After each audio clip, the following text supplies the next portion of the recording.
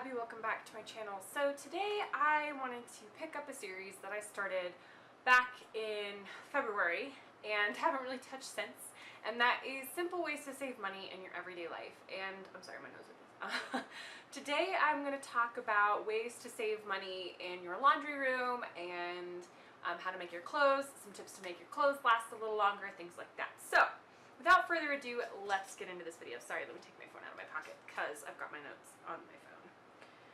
So my first tip is to buy dryer balls, wool dryer balls specifically.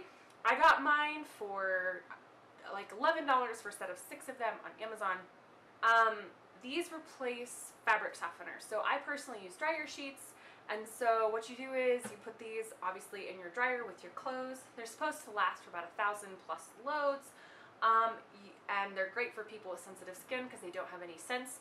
You can add essential oils to them if you want to make your clothes smell good, but you don't have to do that. And I'm still working through a box of dryer sheets that I already had, so the only thing I've been using these for is my towels, which is great because fabric softener makes your towels less absorbent, and these don't do that. So they've been great for that.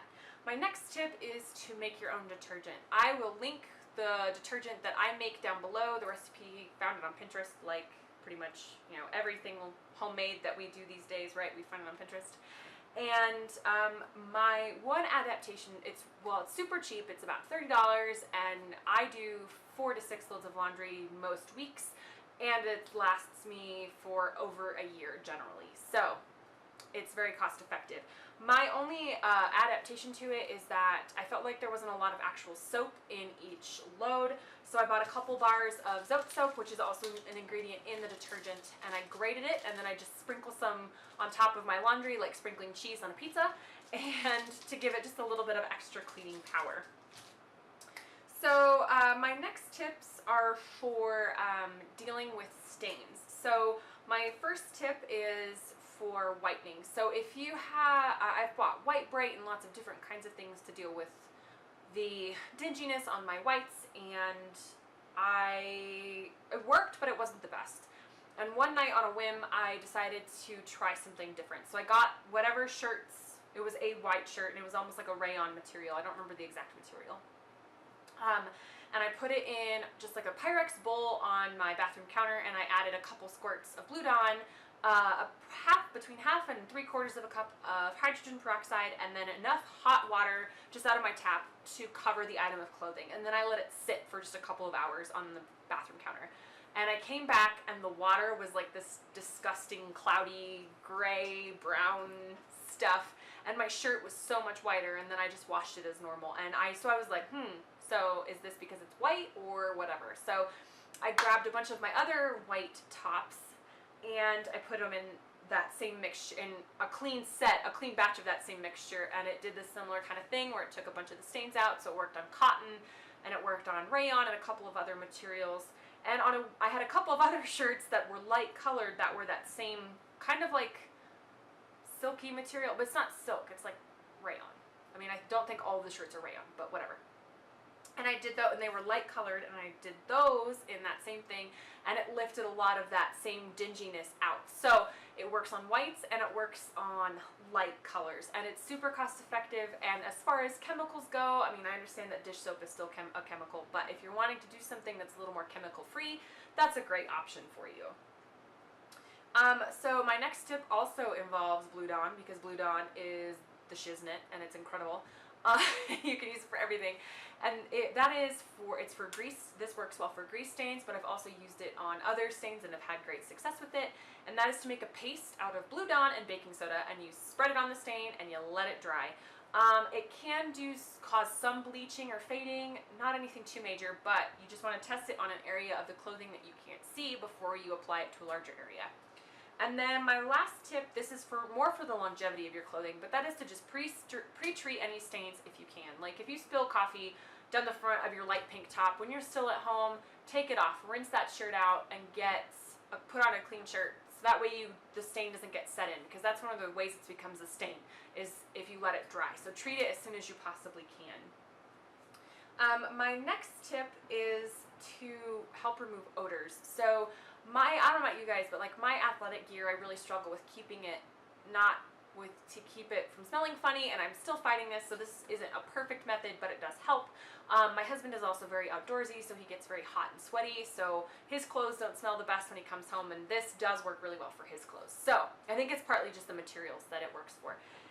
So what you want to do is you want to put all of the smelly clothes, no unsmelly clothes, like you don't want to put those in there.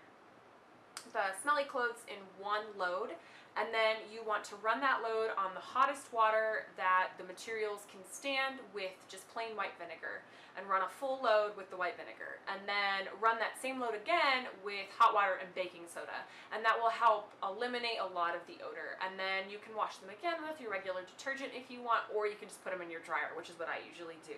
But it does help remove that odor a lot, and I think it works better than like the odor removing detergents you can buy, things like that. And I would like to again point out that that's not a struggle that I have with my regular clothes, it's just with things that really you get really sweaty in.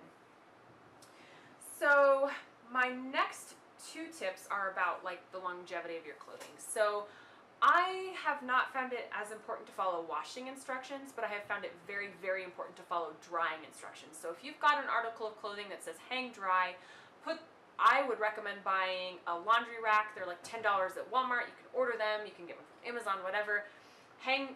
Put it up in your living room, wherever you have room. That's where I have room. That's why I said my living room. And hang up all of your clothes, because they're going to last a lot longer if you follow the drying instructions. I, again, have not found that the washing instructions are quite as important as the drying instructions. And then the next one is, if you've got some clothes that are looking a little old, dye them. So, for example, I have a pair of black slacks and a black skirt that I wear to work quite a bit, and they were both starting to look a little bit faded. So what I did was I just bought some black RIT dye at Walmart, and I re-dyed them, and it gave new life to those pieces of clothing, and so I can wear them for a little bit longer, because the actual clothing was in okay shape. It was just that the color was starting to go away. It was starting to fade. And another alternative is if you have a light colored item of clothing that gets a stain on it, dye it a darker color, and then it's like you're getting a new shirt, but it's costing you like very little because you're just dyeing it a new color, and dye is so much cheaper than just replacing the article of clothing, right? And then my last tip is to combine your loads. So this works really well for me, like especially if you've got smaller loads, if you've got multiple loads, do the loads and then put them in the dryer all together instead of running the dryer a bunch of different times. I do multiple loads of darks a week. My husband wears almost exclusively dark colors and earth tones, and so I do a couple of loads of darks a week, and then I do generally one small load of lights. So what I'll do is I'll run a load of darks or the load of lights, it doesn't matter which one I start with, and then I'll put that load in the dryer, but I won't turn on the dryer until I've run the second load, and then I put them in together. And you might have to run the dryer a little longer to get all of the clothes dry than like you would for just one load of laundry, but you're not going to have to run it as long as you would to do two separate loads, if that makes sense. So you're saving some money on the actual utility cost. So I hope those tips made sense.